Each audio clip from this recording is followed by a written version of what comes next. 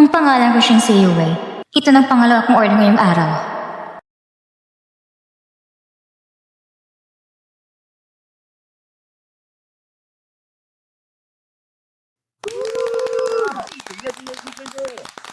Itigil ang kasal. Itong una kong order ngayong araw.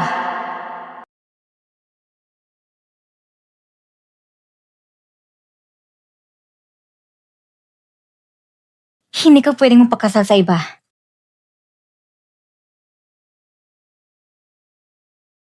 Magaling ang acting mo ha. Salamat sa pagod mo ngayong araw. Dahil sa halik na yon, dinagdagan ko pa ng 200. Salamat boss. Naway maging masaya ka.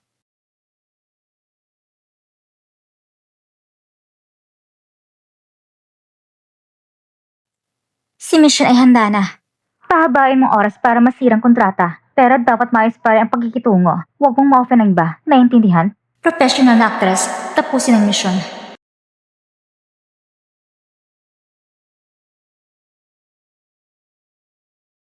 Aba, puro English pala ito. Hindi pwede.